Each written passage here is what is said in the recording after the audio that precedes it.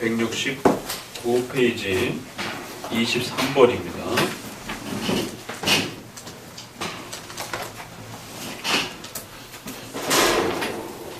로마 교회의 그 부패함과 또 그 로마 교회가 무엇 때문에 부패해 갔는지들을 우리가 역사적으로 잘 살펴 이해하게 되면 오늘 우리 시대에 또 역시 동일한 이 교회의 부패의 위기를 맞고 있는 또 우리 한국 장로교회의 시점에서 우리가 성경적인 이러한 또 교회를 회복해 가기 위한 중요한 또 방향성은 무엇이고 또 우리가 무엇을 지켜가야 하는 것인지 이제 이런 부분들을 또 역으로 또 이렇게 추적해낼 수 있는 것입니다.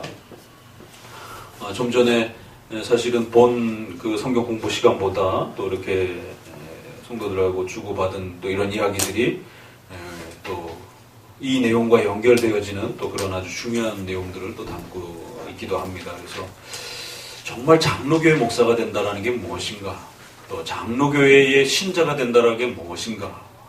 우리 장로님 선서에서 세 번째, 우리 목사님 선서에서 세 번째, 웨스트민스터 신앙 고백을 고백하고 그것이 성경을 가장 잘 해설하는 것으로서 받아들이고 교회에서 가르치기를 바랍니다. 믿습니다. 또 그리고 그 중에 소율이 문답은 교회의 교육용으로서 가장 핵심적으로 배워가야 될 내용인 걸로 믿습니다. 그리고 세 번째, 그걸 기본으로 해서 바르게 성경을 이해하고 깨달았을 때 가장 올바른 교회를 구성해 갈 수 있다라고 고백을 하는 거예요. 그러한 교회가 바로 장로교회라고 고백하는 것입니다. 물론 교회 정치상의 약간의 차이 때문에 감독교회가 있을 수도 있고 또 회중파가 있을 수도 있고 그렇지만, 그러나 성경이 우리에게 훨씬 더 올바른 정치로 소개하는 것은 장로 정치로 그렇게 고백을 합니다.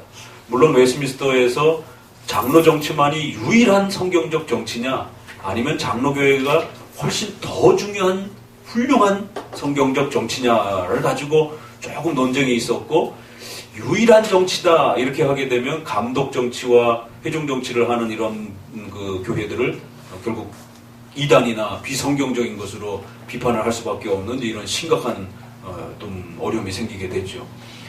그래서 웨스트민스터는 유일한이라는 단어는 쓰진 않고 훨씬 더 중요하고 소중하고 훨씬 더 성경적인 교회 정치다라고 이렇게 표현하면서 성경에서 우리에게 만들어가고 추구하고 세워가야 될 하나님의 가장 이렇게 우수한 그런 정치로서 장로교회를 세워놨단 말이에요. 그래서 그 장로교인이 된다라고 하는 것은 그만큼 프라이드가 있는 겁니다. 장로교회 목사가 된다라고 하는 것도 그만큼 프라이드가 있는 것이고, 단순한 교회 정치 중에 어떤 선택사항이 아니라 하나님이 원하시는 가장 그러한 분명한 교회 정치와 질서로서, 그리고 그러한 교회 시스템으로 하나님이 교회를 이끌어갈 것이다라고 약속해 놓으신 것이. 그런 면에서 이제 우리가 이러한 장로교회가 지켜왔던 그 소중한 교단 중심적 노회와 총회를 통한 그 교단 중심적 견제 시스템과 또 협조 시스템이 가장 잘 보완된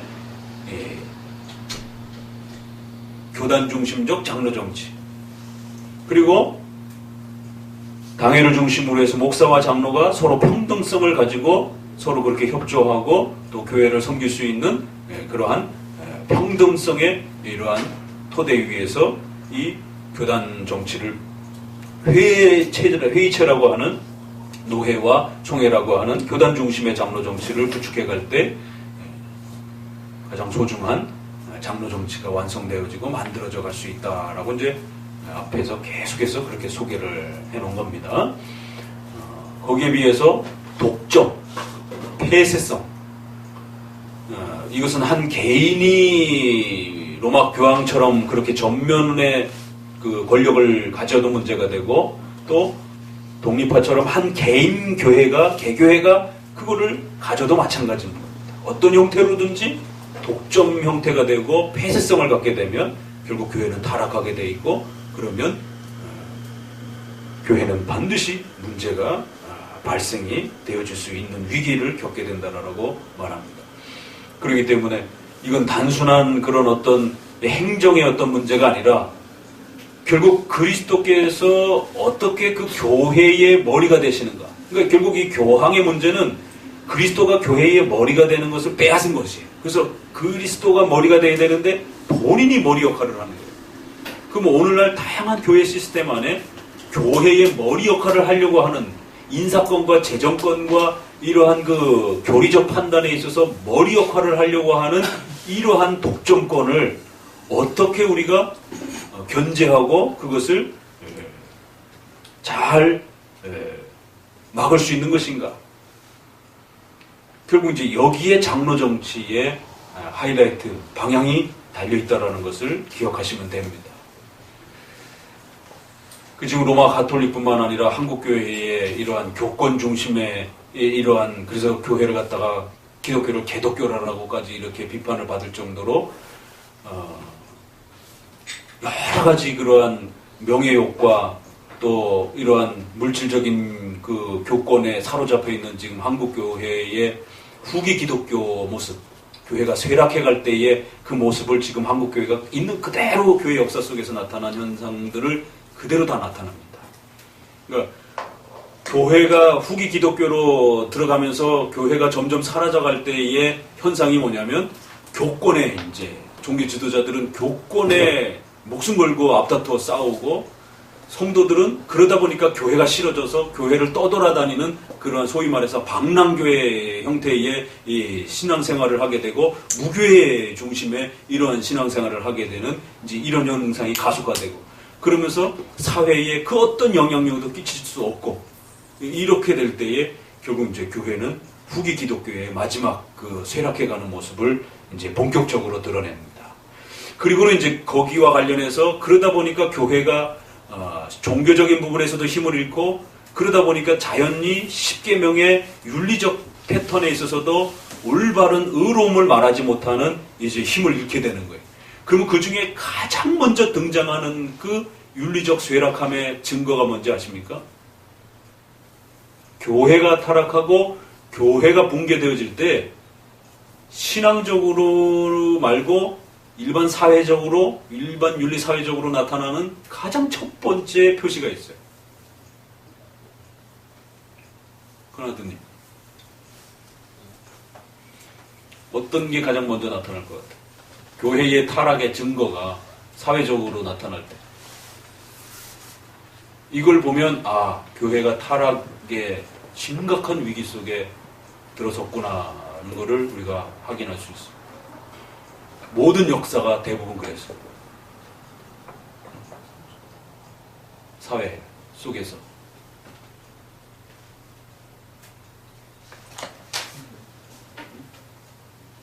다른 점을. 성적으로 물론이죠. 성적으로도 여러 가지가 있죠. 동성애가 왜 그렇게 무서운지 아셔야 됩니다. 정답이야. 로마서 1장 하나님을 싫어하며 하나님이 그 마음엔 그 순서가 어떻게 진행돼 가는가 잘 들여다보세요. 한번 좀 봅시다. 지금 사회적으로 로마 카톨릭의 이 교회의 부패를 이야기하면 사회 윤리적인 부패를 함께 말할 수밖에 없는데요. 로마서 1장을 한번 보세요.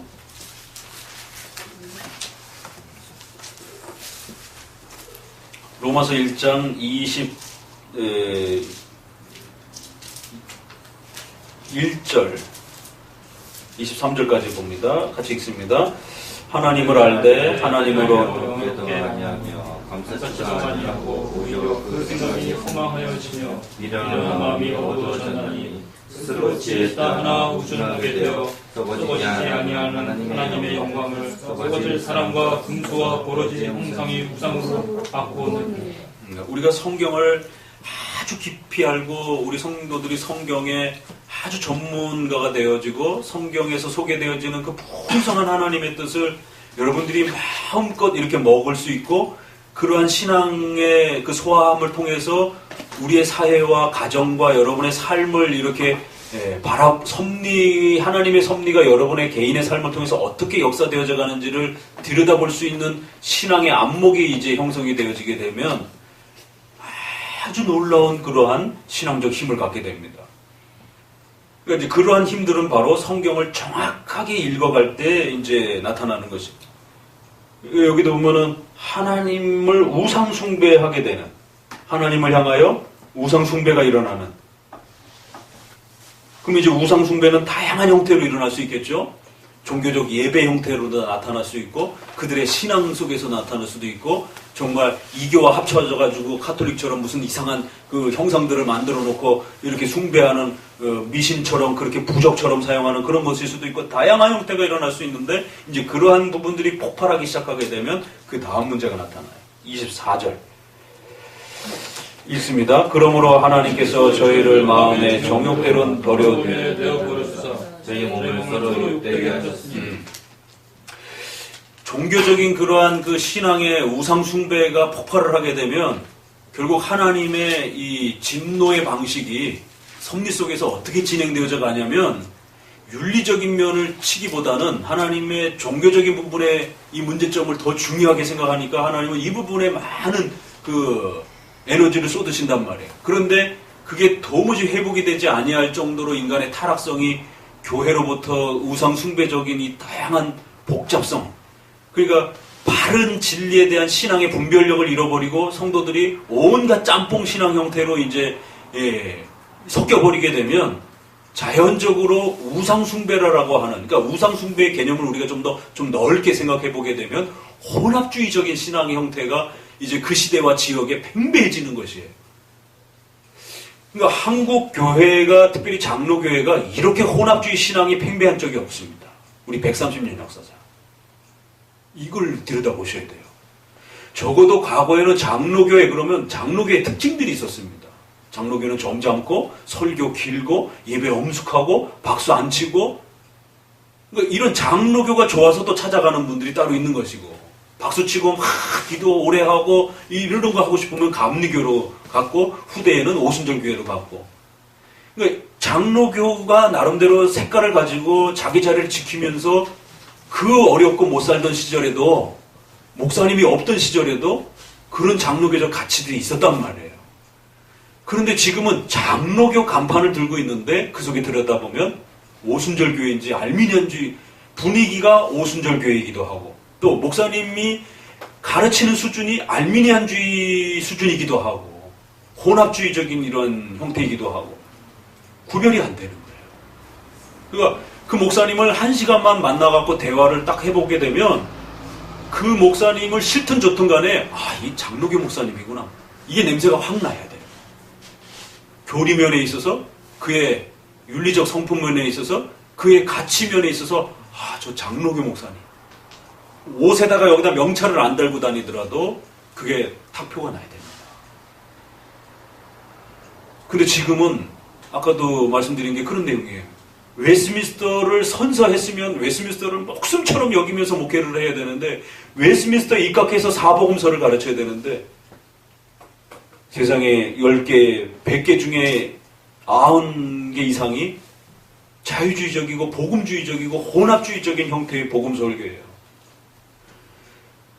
책도 그렇고. 그래서 우리 성도들에게 마땅히 이렇게 추천해 줄 만한 복음서 책도 이렇게 쉽지 않습니다. 이 얘기는 뭐냐면, 장로교 칼라를 가진 목회자가 지금 더 이상 이렇게 배출되어지지 않는 현상에 벌어지고 있다라는.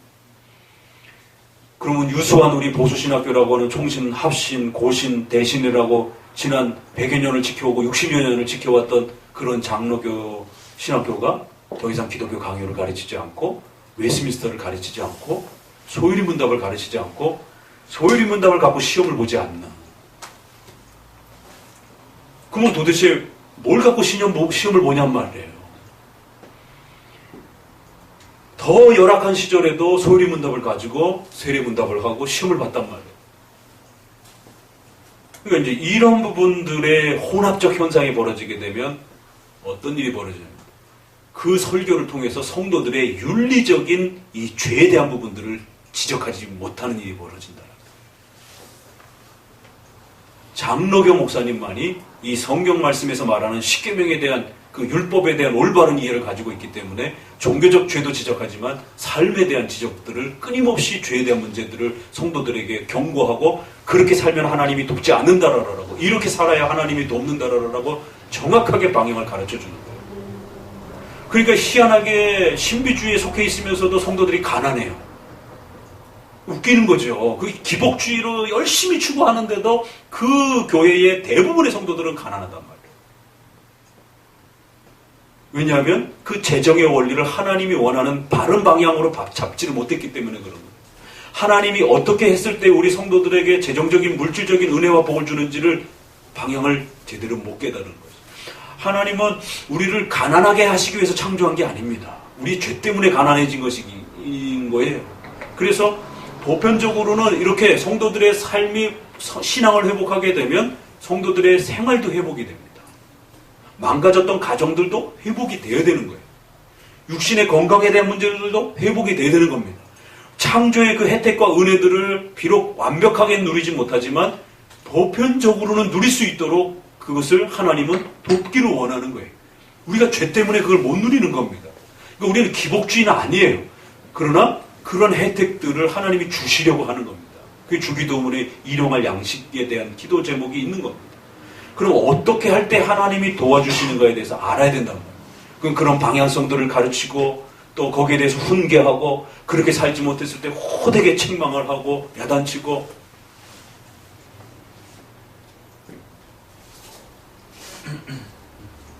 그랬을 때의 그 사회의 의로움에 대한 부분이 살아나는 것이에요.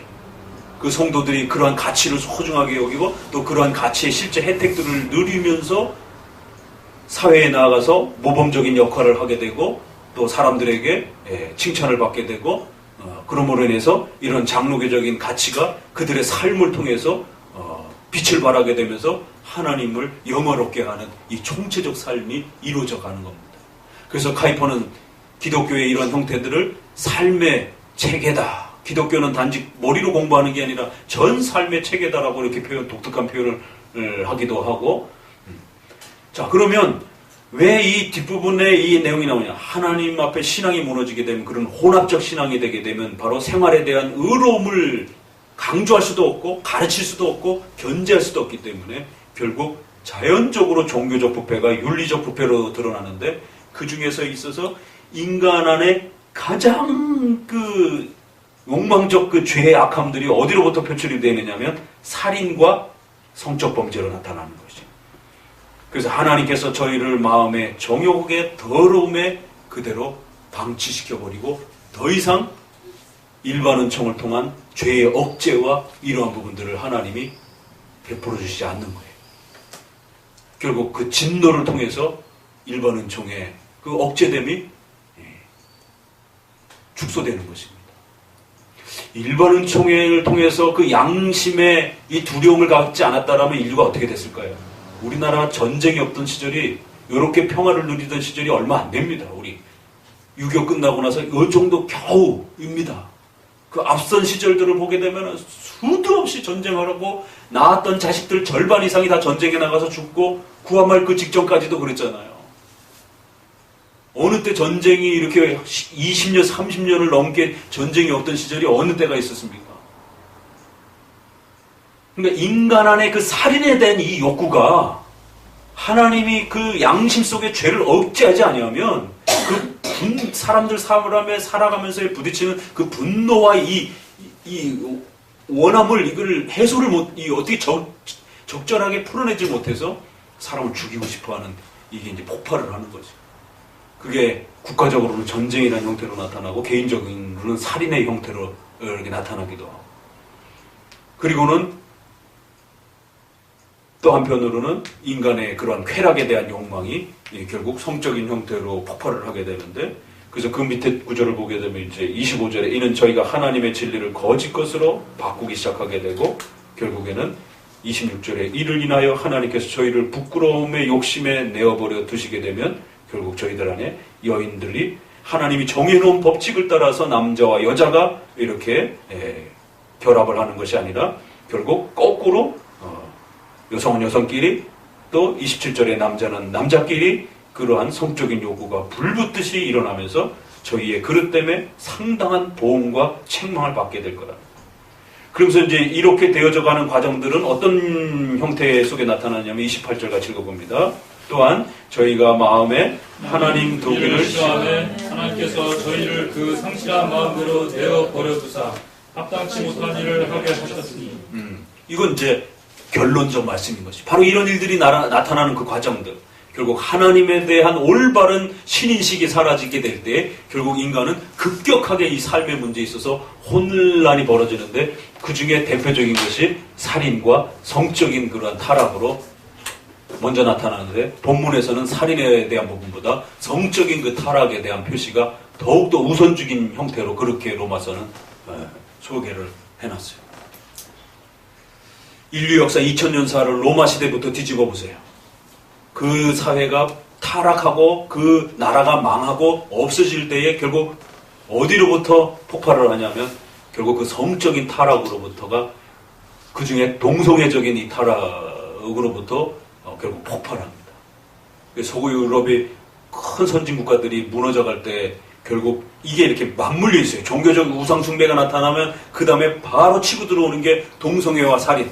근데 이제 살인은 어느 정도 이제 국가적인 어떤 이런 시스템이 있다 보니까 국가가 최종적으로 망하기 전까지는 함부로 살인을 그래도 살 수 없는 이제 이런 일들이 견제가 되긴 하죠. 그렇지만 결국 성적인 범죄는 조금 더 방향성이 다르기 때문에 결국 다른 형태로 결국 폭발을 시킨단 말이에요. 법적으로도 보장을 받을 수 있는 형태가 나타난단 말이에요. 이거 동성애를 법적으로 보장받잖아요, 이제는. 그러니까 미국 사회가 그 기독교로 세워졌던 나라가 이 나라가 이제 앞으로 쇠락해 갈 것이다라는 걸 우리가 어디서 포인트를 얻었느냐면 그 나라가 동성애를 합법화시키는 그 법안을 통과시켰을 때 결국 그 나라는 이제 끝입니다. 장로교 목사님들이 벌떼처럼 일어나가지고 그것을 호통치고 하나님 앞에서 이 부분을 법제화시켰을 때 나라가 어떻게 되어지는지에 대해서 역사적으로 성경적으로 강력하게 호통쳤어야 됩니다. 근데 미국의 장로교 목사님들이 별로 없는 겁니다. 이게 문제예요. 미국은 이제 쇠락해 갑니다. 조금 더 연장될 수는 있어도 분명히 우리가 이제 내다볼 수 있는 것이. 우리나라도 마찬가지로 역시 이 부분을 동성애에 대한 부분을 이게 단순한 그냥 여러 윤리적 문제 중에 하나가 아니라 기독교의 우상숭배와 동성애는 같이 가요. 역사 속에 항상 맞물려가지고. 정신 바짝 차리시고 이 교회의 부패 문제가 결국에는 동성애를 막아내지 못하는 교회라면 그는 거꾸로 볼장 다 본 거예요. 그건 껍데기 교회입니다.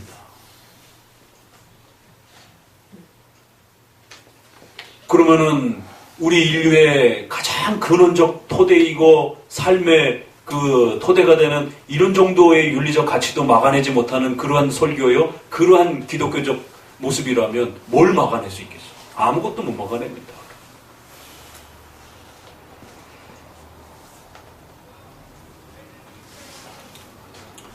로마 가톨릭 안에 결혼을 못하게 했을 때 어떤 일이 벌어질 것 같아요? 그건 뻔한 거잖아요. 남자들끼리만 있고 수녀원에 여자들끼리만 있어요. 그럼 뭔 일이 벌어지겠어요? 동성애밖에 더 일어나겠어요? 조선시대에 내시들하고 궁녀들하고 어떤 일이 벌어졌겠어요? 그건 뻔한 겁니다. 그건. 법이 무서워서 이렇게 숨어 있는 것이지 그 뒷이면으로는 그런 부패와 인간의 그 본성을 누가 막을 수 있겠어요? 그건 막을 수 없는 겁니다. 그래서 중세시대에도 그 숱한 성적 범죄들이 결국 이렇게 폭발을 하는 거예요. 이거 우리가 로마 카톨릭의 부패와 이런 문제들은 단순한 종교적 부패를 넘어서 또 결국 윤리사회 전체가 붕괴하는 이런 나라가 망하는 인류가 결국 멸망하는 그러니까 수많은 나라들이 있었지만 아프리카 부족들도 보세요. 그 수많은 부족들이 있지만 서로 싸우고 그 싸운 자들을 갖다가 잡아먹고 그 식인의 이러한 습관들조차도 그래서 부족 자체가 아예 없어져 버리는 거예요. 그러니까 인류의 이 악독함과 죄악이라고 하는 게 인류를 그냥 전멸시켜버리는 거예요. 그러니까 그런 것을 하나님이 막아주시고 은혜를 베풀어 주시는 이러한 그 소중함들을 우리가 기억하고 그거를 소중함들을 반응하지 못하면 결국 이제 전체적인 교회와 인류 전체가 공멸하는 이제 이런 위기를 겪는단 말이에요. 그러니까 그 사카키의 목사님이 강요를 번역하면서 칼빈주의 하나님이 유럽을 구해냈다라고 하는 그 부패한 중세의 더럽고 타락한 그 온갖 그 백성들을 전쟁 속에서 세상에 300년 동안이나 십자군 전쟁을 하면서 그 가족들의 남자들을 다 죽이고 멀쩡한 여자들을 전부 다 과부로 만들어 놓고 인류 사회를 완전히 비참하게 예레미야의 눈물이 그 어미들의 눈물이 끊이지 않는다 그러잖아요. 그 예레미야의 어미들의 눈물의 탄식에 대한 부분들을 예수님 탄생할 때 그 장면으로 끌어왔잖아요. 애들을 갖다가 다 그렇게 죽여가지고는 그 예레미야의 어미가 탄식하는 눈물이 얼마나 큰지에 대해서 중세시대에 그렇게 교회가 타락하니까 나라가 전멸할 정도로 그렇게 사람을 죽이고 끊임없이 전쟁하고 그러니까 칼빈주의 하나님이 바르게 종교개혁이 되어지니까 유럽이 안정을 찾았다라는 겁니다. 우리가 이게 왜 칼빈주의 교인이 되는 거, 칼빈주의 목회자가 되는 게 우리 전 생애에 목숨이 달려있는 문제고 교회의 존폐가 달려있는 문제라고 생각하셔야 됩니다. 그래서 내 교회 성장하는 거 이런 수준 하나 갖고 신앙생활하면 큰일 납니다. 우리 장로교 신앙은 그런 째째하고 수준 낮은 신앙이 아니에요. 내 교회가 연약해도 오히려 더 많은 교회를 도와줄 수 있는 그러한 보편적 교회, 우주적 교회, 공교회라고 하는 웨스트민스터 신앙고백 안에 사도신경 안에 거룩한 홀리 카톨릭이라는 말을 매주 예배마다 고백하면서 전혀 그 의미를 몰라요. 그 가슴 벅찬 하나님의 교회라고 하는 전 우주적인, 비록 우리가 함께 가지고 있지 못하지만 이 땅에 존재하는, 또 우리가 죽어서 천국에서 만나게 될 그분들까지, 또 이 땅에 살아서는 우리가 함께 도와주고 함께 힘을 협력하고 눈물로 서로가 섬겨가야 될 그런 그리스도의 한 몸이다라고 하는 이 강력한 장로교회의 이 소중한 교회관을 제대로 이해를 못하는 거예요. 그러니까 목사님들도 여전히 자기 교회만 전전긍긍하고 있고, 성도들도 그저 그냥 자기 교회에 그냥 생각만 하고 있고, 자기 가정 유지하는 거나 생각하고 있고. 그러니까 이 방향성이 맞지 않으니까 하나님이 안 도와주시는 겁니다.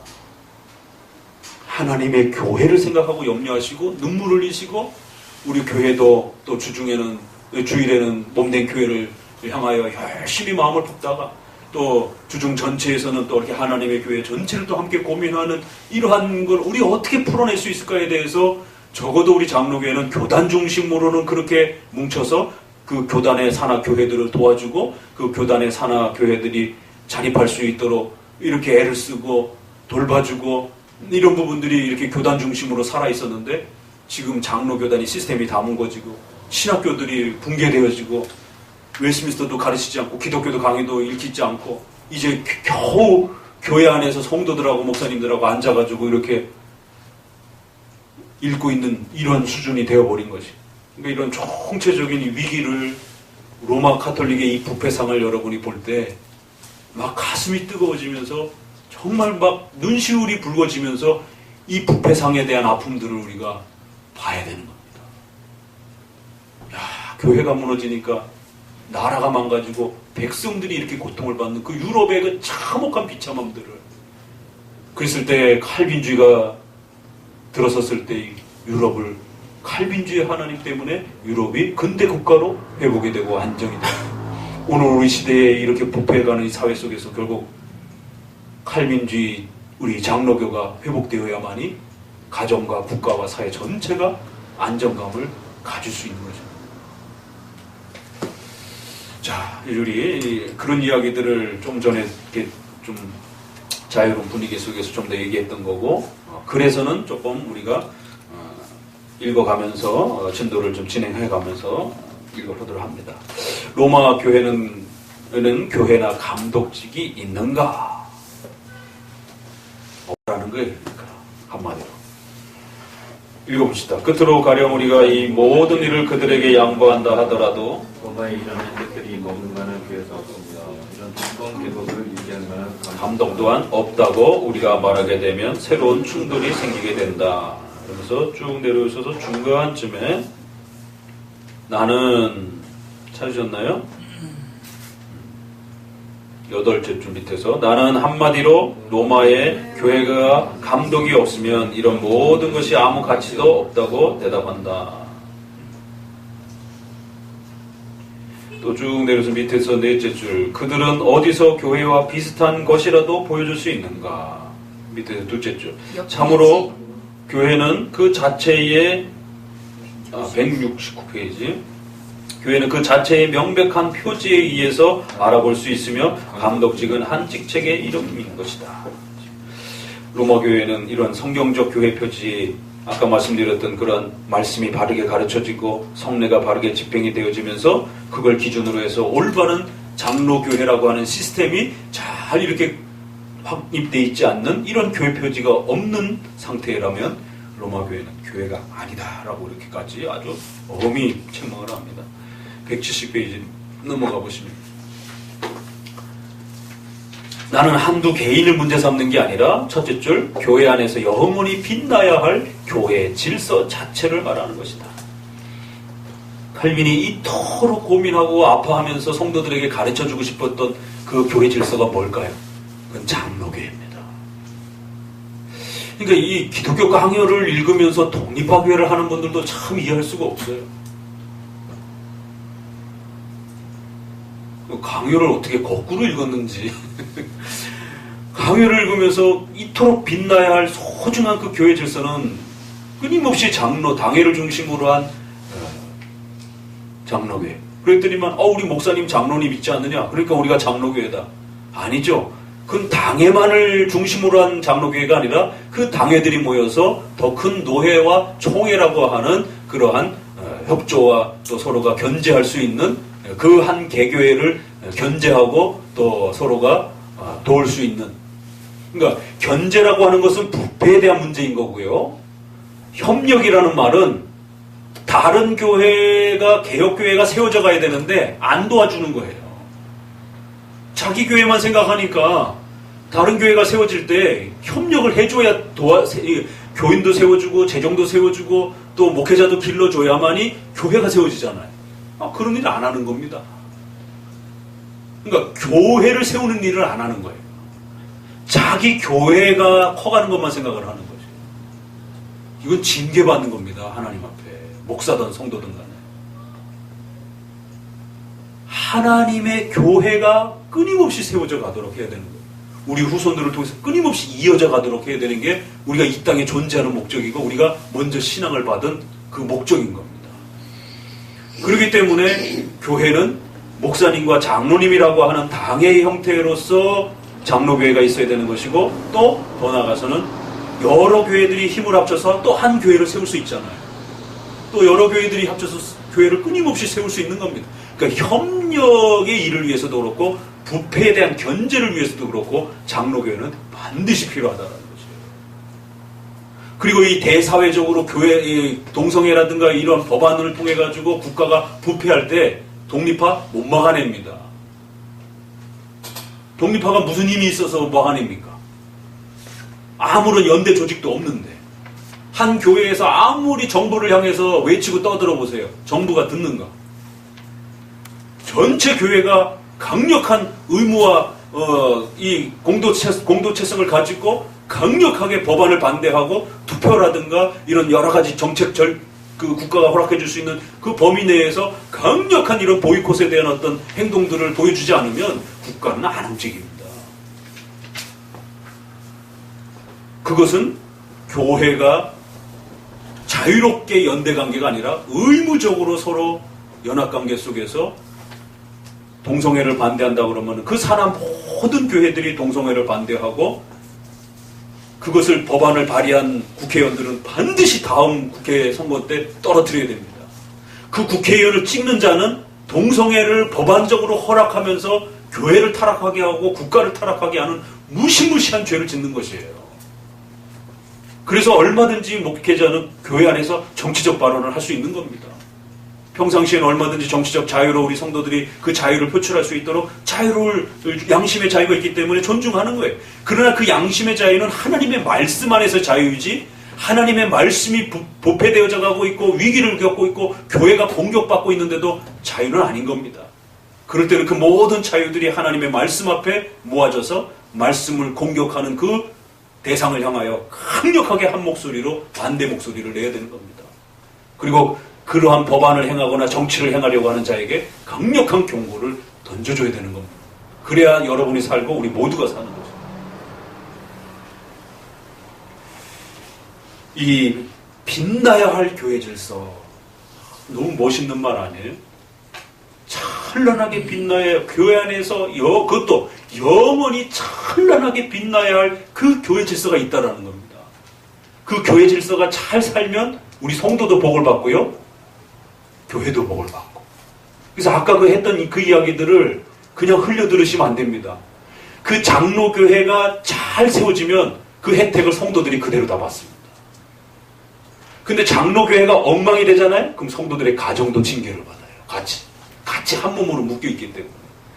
수준 낮은 그 신비주의 교회라든가 이런 데서 교회 건축하기 위해서 성도들 헌금 많이 해라라고 그러면서 막 협박하고, 그래서 돈 많이 헌금해가지고 복받았다, 이런 수준 낮은 그런 이야기가 아니에요.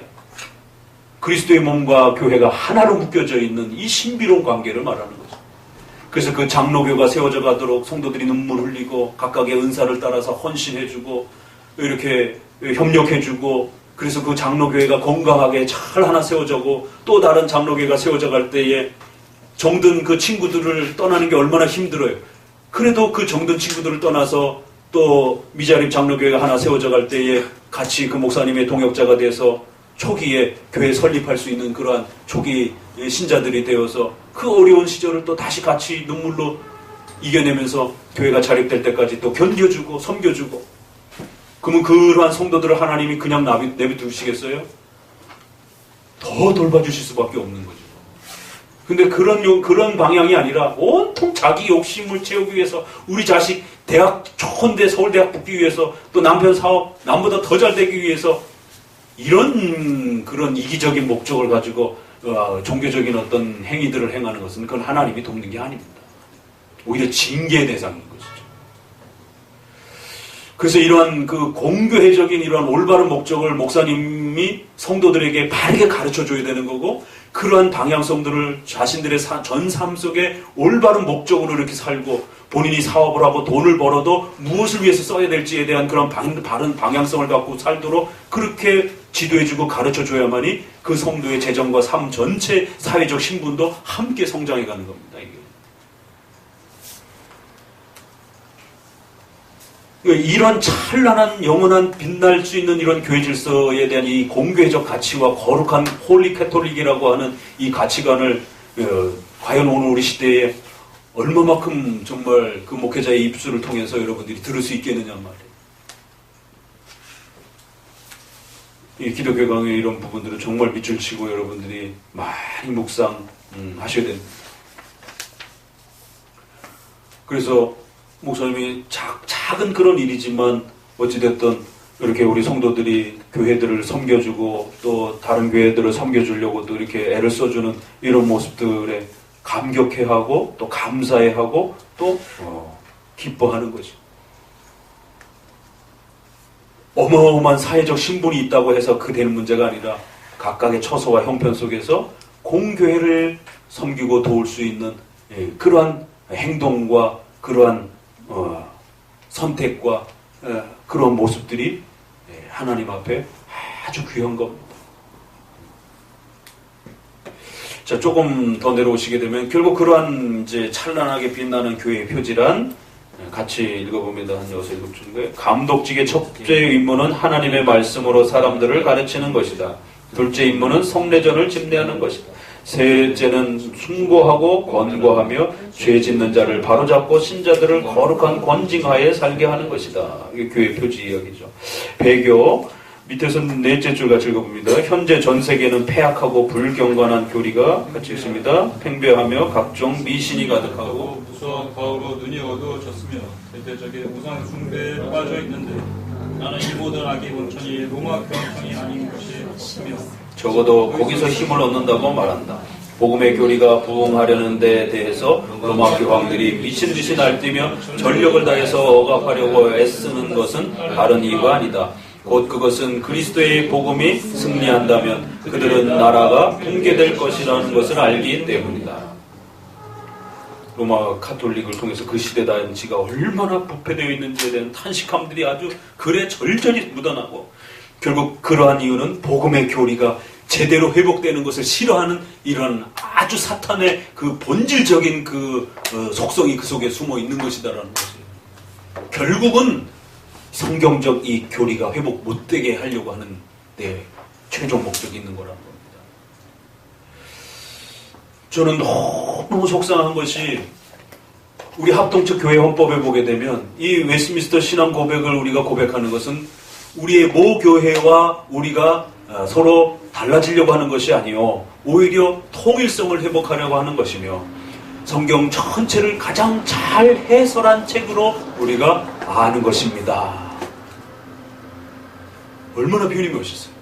웨스트민스터는 성경을 지금 이 땅에 나와 있는 그 어떤 성경 보조 도구 중에 웨스트민스터만큼 성경을 가장 잘 요약하고 해설해 놓은 책이 어디 있느냐라고 이렇게 묻는 거예요. 그만큼 훌륭하다라는 거예요. 이 이상 더 훌륭한 게 나오면 우리가 그걸 쓰면 됩니다. 그러나 이 땅에 존재하는 아직까지는 이 이상을 넘어서는 성경 해설을, 성경을 어떻게 해석하는지, 성경의 이 풍성한 이 진리의 어마어마한 힘을 우리 성도들이 어떻게 먹을 수 있을 것인지 이걸 도와줘야 되는데 도울 방법이 없는 거예요.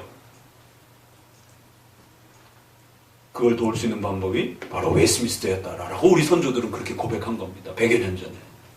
그래서 이 웨스트민스터만 잘 배우면 성경의 이 엄청난 보물의 바다로 우리 성도들이 마음껏 헤엄치면서 평생을 가족들과 함께 그 풍요로운 진리들을 먹고 마시면서 하나님을 가장 잘 예배할 수 있고, 그리고 여러분의 삶 속에 하나님의 어마어마한 도우심과, 아니 왜 성도들이 평생 가난하게 살아야 됩니까? 아니 왜 성도들이 평생 질병을 안고 살아야 됩니까? 그건 아니에요. 아주 특수한 경우 외에는 물론 특별 섭리가 있기 때문에 그럴 수도 있어요. 그러나 보편적으로는 그게 회복이 돼야 되는 겁니다. 그래서 장로교가 들어간 국가는요, 번영한 국가로 이게 바뀌어버립니다. 오순절 신앙이 들어간 국가들은요, 가난해지고 국가가 아주 엉망진창이 됩니다. 도덕과 질서도 없고 이런 개념도 없고 이러기 때문에 왜 저축을 왜 합니까? 하나님이 기도해주면은 그냥 하늘에서 돈이 떨어지는데, 아니 왜 병원을 발전시킵니까? 때려가지고 죽도록 안찰기도 해갖고 고치면 되는데. 이러니까 오순절이 들어간 이 국가는요, 국가가 아주 저급한 수준으로 떨어집니다. 그러나 장로교는 일반 은총과 섭리에 있어서 필연적인 창조 법칙을 강조하잖아요. 그렇기 때문에 일반적 질서를 강조를 하고, 그러니까 일반 국가 질서에 대한 아주 풍성한 그런 훈련과 발전이 일어나는 겁니다. 보편적으로 다 그렇진 않아요. 일본 빼놓고는. 일본 빼놓고 나머지 국가들은, 거의 다 선진 국가들은요, 장로교회가 가서 자리를 잡고 안착했을 때예요. 그러니까 우리 한국도요, 만약에 감리교가 들어와가지고 안착했다라면 한국교회 그 보릿고개 못 넘어섰습니다.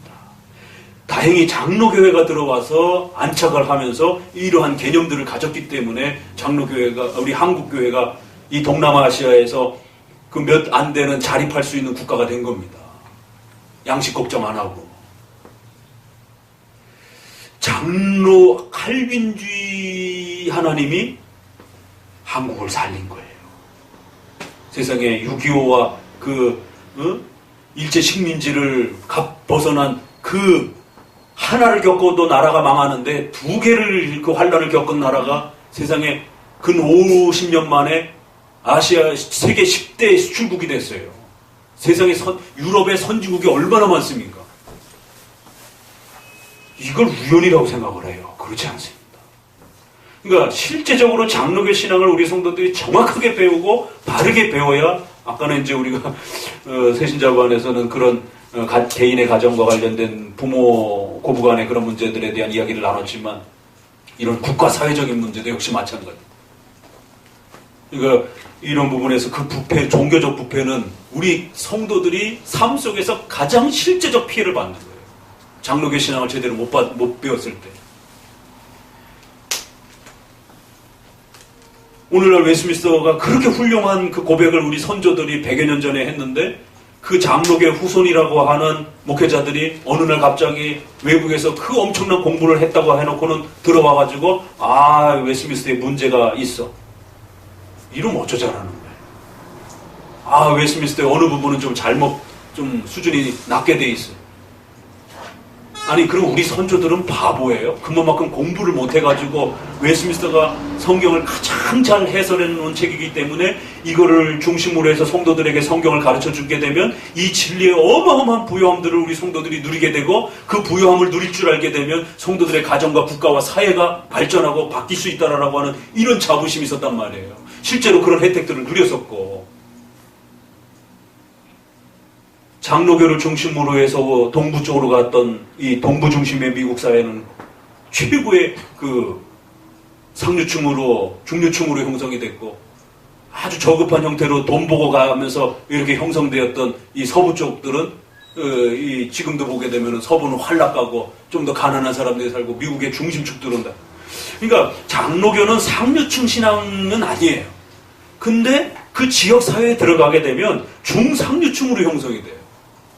근데 오순절 신앙은 주로 이 아래층 사람들 형태로 사회가 형성이 돼버려요.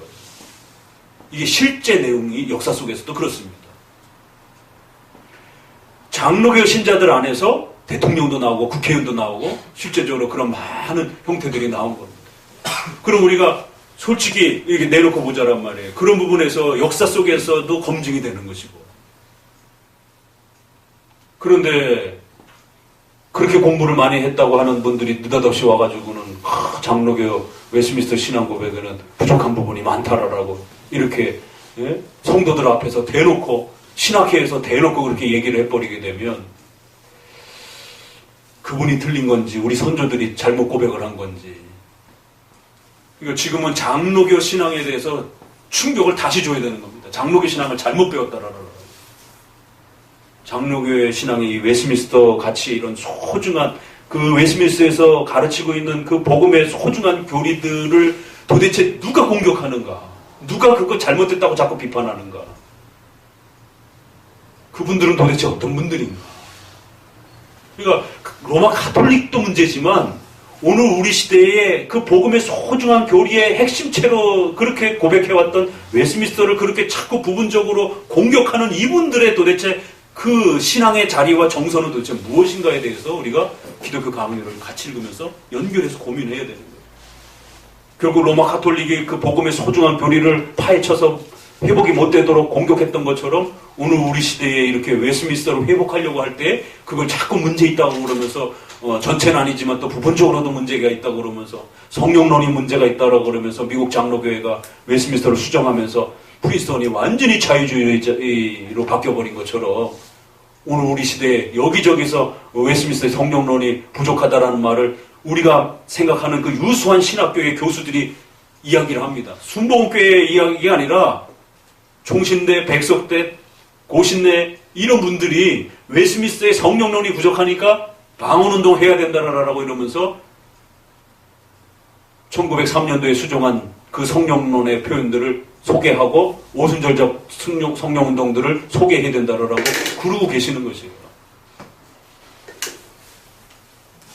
그럼 도대체 우리 장로교의 소중한 이 교리를 막으려고 하는 분들 도대체 뭐냐라는 거예요. 그러니까 이런 표현들을 하나를 읽으면 우리 시대까지 들여다보셔야 됩니다. 또 봅시다. 적그리스도의 왕국 이래갖고 이제 가장 핵심 표현이 나타나는 거죠. 로마 교황을 적그리스도라고 부르는 것을 보고 우리를 욕할 텐데 데살로니가 후서 2장 4절 그 윗절 봅니다. 나는 바울의 말은 교황 제도에 해당한다고밖에 해석할 길이 없다는 것을 간단히 설명하겠다. 바울은 적그리스도가 하나님의 성전의 안젤이라고 했다. 데살로니가 4장 2장 4절에는 저는 대적하는 자라 범사 일컫는 하나님이나 숭배함을 받는 자 위에 뛰어나 자존하여 하나님의 성전에 앉아 자기를 보여 하나님이라 한다. 결국 그리스도께서 그 교회의 머리가 되시도록 그 그리스도의 가르침이 전 그 교회 시스템에 지배를 받지 않는 이러한 독점과 폐쇄적 형태가 되면 그건 그리스도의 머리를 꿰차지하는 형태가 되는 거예요. 목사님이 되었던 장로님이 되었던 어떤 조직이 되었던 하나님의 말씀과 그 교회법이 그들을 견제해서 이 독점적 해석과 이 협력적 이 도움을 막고 폐쇄적 형태로 가게 되면 그 모든 해석권을 로마 교황권이 가진 거예요. 그 모든 해석권을 한 개인의 신학자가, 목회자가 가질 수 있는 겁니다. 그러면 적그리스도의 이 위험을 노출이 되는 겁니다. 실제적으로. 넘겨보세요. 172페이지 읽어봅니다. 둘째로 이 전제는 그리스도나 교회의 이름을 그리스도의 것을 만들어 악용하며 교회의 이름을 추론한다. 처음부터 있어온 이단과 분파들은 모두 적그리스도의 왕국에 속한다. 결국 계속 악용해왔다는 거예요. 처음부터 이런 적그리스도의 이런 일들이 초대교회에서도 있었고 우리 종교개혁자들이 로마 교황을 결국 적그리스도라고 이렇게 평가를 한 것입니다. 쭉 내려오시면 데살로니가서 2장 7절에 결국 이 말은 우리는 한 사람이 이 재앙을 일으키거나 한 사람으로 끝나는 것이 아니라는 뜻으로 해석한다. 그런데 사도는 적그리스도를 나타내는 표지로서 그가 하나님의 영예를 빼앗아 자기가 차지하리라고 한다. 이 견제와 협력에 대한 이 부분이 놓쳐지게 될 때에 아까 말씀드린 것처럼 반복하는 겁니다. 목회자 개인이 그 모든 해석을 독점하게 되고 결국 하나님의 교회가 세워지는 것에 대해서 관심을 갖지 않고 그럼 보세요. 해석을 독점해가지고 망가뜨리고 하나님의 교회가 세워져야 하나님의 나라가 되는데 하나님의 교회를 안 세우려고 하고 이런 뭐가 되겠어요? 교회의 지도자로 앉아있지만 그건 결국 교회를 방해하는 그리스도의 머리 역할을 자기가 꿰차지하는 형태가 됩니다. 하나님의 교회가 번성해가고 더 많아져가는 거 싫은 겁니다. 내 교회만 많아지기를 원하는 거죠. 이런 일이 벌어지는 겁니다. 그러니까 이제 이게 메가처치라고 하는 오늘날 10,000명이 넘는 교회가 형성이 되는 이제 이런 일들이 10만 명 가까이 뭐 이런 일들이 벌어지는 거고 그거 아니더라도 이런 독립화 형태의 교회론을 추구하게 됐을 때 크고 작은 형태로 결국 남의 교회에 대해서 관심 없는 거예요. 하나님의 교회가 어떻게 성장하는지에 대해서 별 관심 없는 거예요. 그러면 교회와 목회자가 하나님의 나라가 세워져가는 것에 대해서 관심이 없으면 그건 방해꾼이거나 무관심한 자가 둘 중에 하나밖에 없는 겁니다. 주기도문에서 그렇게 하나님의 나라가 임하옵시며 라고 그러면 그 하나님의 나라는 자기 교회를 통해서만 세워져 가는 건가요? 하나님의 교회를 세워가지 않는 자는 방해꾼인 겁니다. 결국. 이래서 이 공교의 의식을 갖지 않았을 때의 이 위험성을 아셔야 되는 겁니다. 내가 하나님의 교회를 세우지 않는 자가 된다. 방해꾼이 된다는 거예요. 하나님의 교회가 넓혀져 가는 것에 대해서 싫은 자가 되는 것이에요. 로마 감독이 결국 그거를 독차지하면서 하나님의 교회가 더 넓어져가고 성장해가는 것을 막고 있고 또 그리스도의 머리를 성경을 해석해서 그 말씀으로 복종하게 하고 가르치는 그 시스템을 붕괴시키는 이제 역할이 일어난다는 것이. 26번 교황권은 진정한 교회 질서에서 멀리 떠났다. 그래서 이제 이런 결론이 난다는 거예요. 173페이지의 마지막 줄 읽어봅시다. 나는 밑에 셋째 줄 나는 여기서 사람들의 악행을 말하지 않고 교황제도 자체가 교회 질서와 정면으로 충돌한다는 사실을 보여주고자 한다. 27번 교황들의 악행과 이단설은 그들의 권력과 주장과 전혀 반대된다. 그러니까 이제 이런 부분이 조금 달라요. 가톨릭을 향해서는 그 성도들 전체가 구원 못 받는다. 이단이다. 이렇게 말하지는 않는데 교황과 그 신부들을 향해서는 이단이라는 말까지 칼빈도 쓰고 있어요. 쭉 내려오셔서 174페이지의 첫째 줄 뭐 여기 그냥 넘어가셔도 되고 28페이지에 요한 22세에 이제 배교가 본격적으로 이제 아주 정확하게 더 선명하게 드러나면서 175페이지로 넘어가 보게 되면 교황 무호설이 이때부터 이제 벌써 스물스물 올라오는 것이. 그래갖고 칼빈이 아주 위트 있게 마태복음 16장 그걸 가지고 그러면 베드로한테 예수님 뭐라 그랬어요? 사탄아라고 그랬잖아요. 그러면 교황이 사탄이겠네 이제 이러면서 아주 역설적으로 위트 있게 당신들이 그렇게 베드로의 계승자라고 그러면 베드로도 사탄이라고 하나님 앞에 책망받았으니까 당신들도 사탄 아니야? 이 칼빈의 강요를 어떻게 재미없다고 얘기할 수 있어요? 이렇게 재미있는 거를 29항 교황들의 도덕적 방종 넷째 줄부터 읽어봅니다. 비록 마귀일지라도 여전히 그리스도의 대리요 교회의 머리라고 하는 것은 불경건한 짓 그리스도에 대한 모독일 뿐 아니라 극도로 어리석고 몰상식한 짓이라고 나는 단정한다. 로마 교황들에게 오래전부터 전혀 종교가 없었거나 그렇지 않으면 그들이 최대의 원수였거나 둘 중에 하나였다. 얼마나 무서운 표현이에요.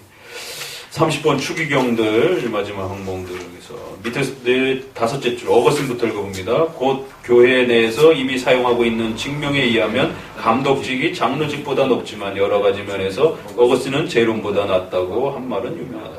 이 말은 로마 교회의 장로를 다른 장로들과 구별하지 않고 모든 평등한 게 감독 아래에 있다라고 하는 것이다.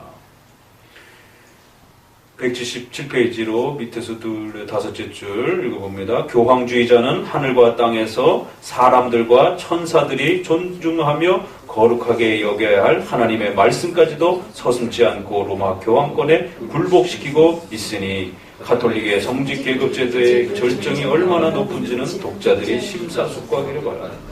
그러니까 이제 이 교회가 계급 구조화될 수 있는 것에 대한 염려 때문에 독립하는 회중교회를 하는 거예요. 아예 못 갖게 하는 거예요. 그러니까 그게 그럴듯하지만 그러니까 칼빈이 경고한 건 그것이다 이러는 거예요.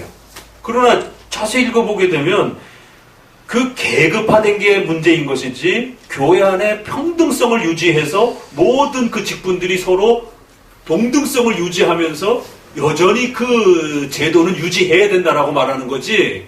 아니 이 문맥을 어떻게 그렇게 읽냔 말이에요. 그러니까 모든 이 감독, 장로 이렇게 구성되어 있는 교회의 단계적 그 구조들은 다 잘못된 것이다. 이런 뜻이 아니라 교회는 분명히 단계적 구조를 가지고 있는 거예요. 그래서 당회라는 개교의 중심의 구조가 있고 그 더 큰 형태로 노회라는 구조가 있고 더 큰 형태로 총회가 있는 거고 초대교회 때는 이거를 좀 더 다른 표현으로 부른 겁니다. 다만.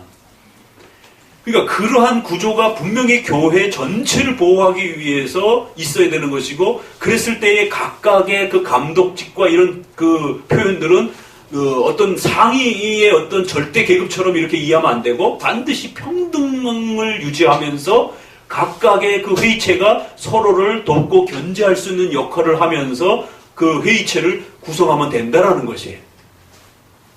그걸 없애야 된다는 얘기가 아니잖아요, 지금. 그게 계급화가 돼가지고 문제가 되었다라는 것이지 그 자체는 소중한 겁니다. 그러면 그 자체가 필요 없다라면 평등성 이야기를 할 필요가 없어요.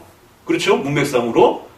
그러니까 지금 우리가 계속 그 평등성 그러면 평등성이 언제 필요한 겁니까? 결국 그런 많은 그룹들이 있을 때 평등성이 필요한 것이지 아니 개교회에 자기밖에 없는데 무슨 평등성이 필요해요. 그 교회 목사님은 자기밖에 없는데 그래봐야 장로님하고 행정적인 것만 평등성이지 그 목회자의 설교권에 대한 올바름에 대한 평등성을 가질 필요 없잖아요. 자기 혼자 다 해석하고 자기 혼자 다 결론 내리는데 누가 거기에 대해서 이래라 저래라 평등성을 확보할 이유가 뭐가 있겠어요. 그건 동등한 어떤 설교권을 가진 자가 더 강력한 해석권을 가지고 찍어 누른다든가 이럴 때 평등성에 대한 문제가 발생이 되는 거죠. 그러면 서로 동등한 목사로서 설교권의 평등성을 가지고 서로가 서로에 대한 해석에 대해서 점검해주고 나름대로 이렇게 견제 역할을 할 때 평등성이라는 말이 나오는 겁니다. 그러니까 기독교 강요를 읽으면서 기독교 강요는 독립한 교회가 아니에요. 칼빈이 추구하고 있는 것은 성경적으로 소중한 그 찬란한 교회 질서는 장로교회입니다. 교단적 장로교회. 요즘에는 장로교회도 또 구별해서 표현을 해야 돼요. 독립파 장로교회들이 하도 이런 점을, 우리는 교단 중심의 장로교회, 노예 중심의 장로교회, 뭐 이렇게. 오늘은 좀 웨스트민스터는 좀 쉬고, 목사님이 새신자 할 때는 저도 좀 힘들어요. 여러분도 좀 먹자겠지만, 그래서 조금 시간을 이렇게 조금 조절을 해가면서 할 테니까. 그래서 강요해서 오늘 이렇게 마무리하면서 이제 카톨릭에 대한 모든 게 끝났습니다. 이게 카톨릭은 조금 내용도 생소하고 어렵지만 실제적으로 그걸 파고 들어가게 되면 아주 정말 눈물 흘릴 수밖에 없는 이야기들이에요. 오히려 이야기가. 그리고 이제 8장부터는 그러니까 교회가 합쳐서 공교회적으로 교리를 확립할 수 있는 이 신조의 권한이, 이제 장로교회의 하이라이트는 뭐예요? 신조입니다. 그 연합교회들이 모여서 뭘 만들겠어요? 이 장로교회의 올바른 교리적 토대를 만드는 것이죠. 그게 만들어지면 입법권, 법을 만들 수 있는 거예요. 교리권, 처음엔 교리를 확립할 수 있는 거고, 교리가 확립이 되면 법이 만들어지는 거고, 법이 만들어지면 치리를 행할 수 있는 거예요. 꼭 외우세요. 교회의 3대 권위. 교리권, 입법권, 치리권, 사법권. 칼빈이 무교회를 이야기하는 게 아닙니다. 개교회를 말하는 게 아닙니다. 그러면은 이러한 교리권이 뭐가 필요 있어요? 그냥 개교에서 목사님하고 장로님이 교리를 정하면 되는 것이지.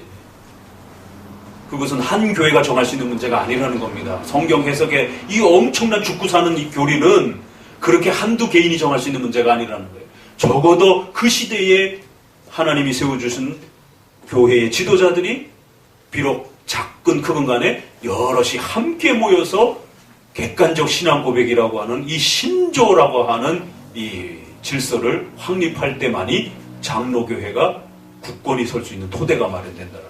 그러니까 이제 여태까지 부패 얘기를 했으니까 이제부터는 뭘 얘기해야 돼요? 그러면 진짜 장로교회를 만들어갈 수 있는 힌트를 줘야 될 거 아니에요. 이 세 개 이야기하고 이 세 개가 저 성찬론 절반 이후까지 나갈 때가 다 그 절반 이상을 차지해요. 그리고 나서 끝에 성찬론 이야기예요.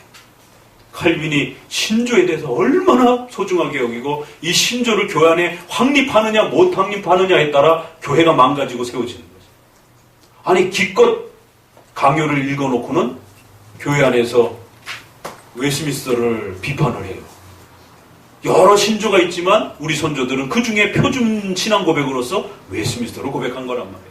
화란 쪽들은 새 표준 문서를 세운 것이고, 그리고 화란 쪽에서는 절대로 하이델베르그라든가 도르트라든가 벨직에 대해서 시비 걸면 큰일 나는 겁니다.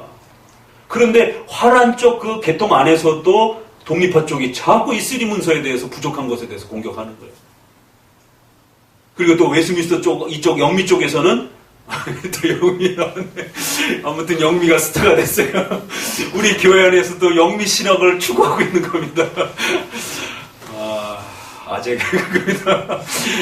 그러니까 우리 안에 이 얘기했어. 영미 신학을 추구하는 분들은 표준 문서로 웨스민스터로 시비 걸면 안 되는 거예요. 어떠한 문제가 있어도 아직까지는 공교회적으로 웨스민스터에 어떤 문제를 제기하지 않았기 때문에 개별 목사님이 웨스민스터에 대해서 토시 하나라도 문장 하나도 시비 걸면 그거 면직감이고 징계감입니다. 그런데 장로교회 추천책이라 해서 읽어가는데 웨스민스터의 결혼과는 그것은 잘못됐다라고 그러면서 절대 이혼 불가, 재혼 불가가, 이건 가톨릭 입장인데 그게 훨씬 더 성경적이라고 이렇게 성도들한테 장로교회 책으로 이렇게 나와버리면 어쩌란 말이에요. 그러니까 장로교회 목회자가 되는 게 뭔지를 이해를 못하시는 거죠. 성경론을 그런 식으로 공격해내고, 웨스민스터의 그 율법론이 이번에 좋은 질문을 하셨는데 그 자유에 대한, 그 십계명에 대한 이야기입니다. 율법론, 자유에 대한 문제. 그런데 이 보수 교단에 존경받는 그런 교수님이 웨스민스터의 율법관이 너무 스콜라적이라고 이렇게 공격하면서 그리스도의 능동적 수정에 대한 부분을 비판을 하고, 아니 엄연히 능동적 순종과 수동적 순종이라고 하는 칭의의 이 소중한 부분들이 웨스민스터 안에 순종과 만족이라고 하는 형태로 나와 있고, 사보이 선언회라고 하는 형태에서도 수동적 순종과 능동적 순종이라고 아예 신앙 고백에다가 그렇게 아예 그거를 박아놓을 정도로 그리스도의 의에 있어서 그 소중함을 이렇게 표현해 놨는데, 장로계 목사님이라고 하는 분이 능동적 순종을 갖다가 막 비판을 하고, 유튜브 찾아보세요. 장로계 목사님들이 능동적 순종을 막 비판을 하면 어쩌자라는 거예요, 이게. 그래가지고 저한테 상담이 와가지고, 목사님 이거 어떻게 해야 되죠? 이런 부분을 비판하는데, 그 예전에 우리 최주 형제가, 저는 몰랐는데 우리 주 형제가 유튜브를 보고 나가고, 그래요? 그래서 저도 깜짝 놀래가 그분이 그렇게 가르쳐라고 보니까, 그건 우리 입장 아닙니다. 벌컵의 조직신학만 읽어도, 웨스민스터만 읽어도, 우리 능동적 순종과 수동적 순종이 우리 장로교의 고백입니다. 칭의론에 고백할 때 믿음으로 의로워진다는 건 아는데 그 의의가 뭘로 구성됐는지는 성도들이 몰라요. 이게 교육이 안 되니까. 그 의의는 바로, 그 엄청난 의의인데 그 의의는 바로 능동적인 율법의 순종하심과 십자가의 죽으심을 통해서 수동적으로 이루어주신 그 소중한 두 가지 형태로 그리스도의 의의가 만들어졌고, 그 의의를 우리가 받음으로 인해서 우리가 의로운 자가 된 겁니다. 그러니까 믿음으로 의로워진다 이렇게 생각해놓고는 뒤돌아서서 선행으로 의로워진 줄 아는 거예요. 이게 교육이 제대로 안 되니까. 근데 장로교 목사님이 그리스도의 의에 대한 부분에서 그걸 공격하고, 웨스민스터가 율법론에 있어서 지나치다라고 이야기를 하면서 너무 스콜라적이다 그러고, 십계명을 너무 지나치게 강조한다라고 그러고, 이게 총체적으로 그 찬란한 그 교회 질서인 이 장로교회의 목회자가 되어지는 이 부분을 제대로 맛을 보지 못했기 때문에 오늘 우리 시대에 이런 아주 급격한 혼란이 가중되었고 폭발한 겁니다. 그런데다가 이 소중하게 그동안 반세기 이상을 지켜왔던 이 종신대라고 하는 이 엄청난 울타리가 이렇게 지금 위기를 겪으면서 붕괴되어 적으려고 하는 지금 그런 시기에, 그 시절에 그래도 깨어있는 분들이 박윤선 목사님이라든가 이런 분들이 다시 또 합신을 세우면서 이런 장로교적 학교를 외친 겁니다. 그 총회의 정치 싸움을 경고하면서 장로교가 그렇게 교권에 빠져 있으면 장로교는 하나님의 진노를 받아서 하나님의 책망을 받는다라. 그리고는 결국 이 합동이 웨스민스터에 눈뜨지 못하면 합동 멸망할 것이다라고 아주 강력하게 그렇게 경고하면서 논문을 마지막으로 쏟아내시고, 합신을 세우면서는 이 합신은 웨스민스터를 회복하지 않으면 당신들 미래가 없습니다라고. 그런데 그 합신의 출신 교수님들이 웨스민스터는 이 부분이 문제가 있다라고. 정말 속마음 같아서는 그렇게 웨스민스터에 대해서 트러블을 일으키는, 그렇게 문제 부분적으로 그나마 가르쳐주는 것도 다행이시지만 그렇게 부분적으로 문제 있다라고 자꾸 이렇게 시비 거시는 분들의 가르침도 정말 조심하셔야 돼요. 이제는 기독교 강요가 로마 카톨릭의 그 부패함들에 대한 부분들이 어떤 형태로 망가지는지에 대해서 이렇게 쫙 방향성을 전체적으로 드러내준 겁니다. 대놓고 반대를 해도 문제가 되는 거고, 부분적으로 야금야금 이렇게 우리의 그 소중한 가치들이 있는데 그 가치들이 마치 필요 없는 것처럼 자꾸 이렇게 부분적으로 이렇게 파고 들어올 때도 역시 언젠가는 또 다 무너진다는 거예요. 그렇게 파고들어도. 그래서 장로교적 신앙 가치를 잘 지켜낼 수 있도록 눈을 부릅뜨시고, 그 웨스민스터 신앙 고백에 대해서 목회자든 성도든 그 누구도 함부로 그거를 공격하거나 비판하는 그런 목소리들에 대해서 전체가 깨어서 함께 지켜내주지 않으면 훅 그냥 이 소중한 보물과 가치들이 사라져버리고 우리의 자손들은 아무것도 없는 상태에서 결국 교회 생활을 하게 되는 이런 위기가 닥칠 수도 있다는 사실을 명심하셔야 됩니다. 제네바가 어떤 데입니까? 정말 눈물이 사무치는 유럽을 구해냈던 그 엄청난 보화가 담겨있던 제네바가, WCC 본부가 제네바에 있어요. 칼빈이 전국에서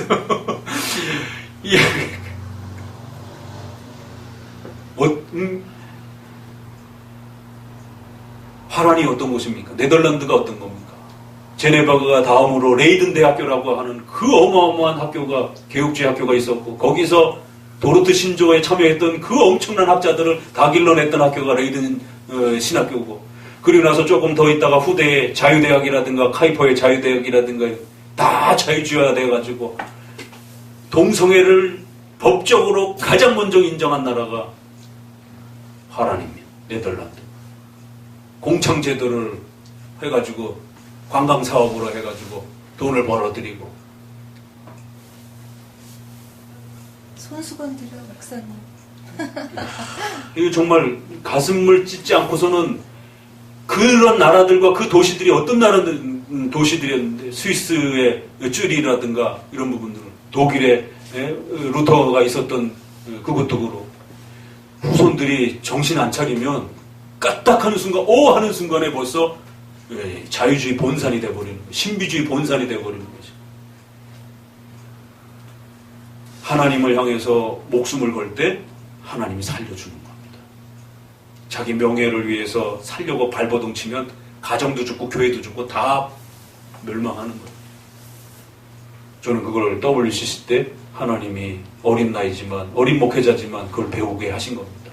그래서 모든 그 교수직의 그러한 부분들을 다 잃고 차단되는 걸 각오하고 WCC 그 현장에 가서 한국교회가 위험하다라고 경고하고, 또 그렇게 글을 쓰고, 그것 때문에 모든 교수직이 다 차단되었고, 그래서 제도권 안에 교수직에 못 들어가잖아요.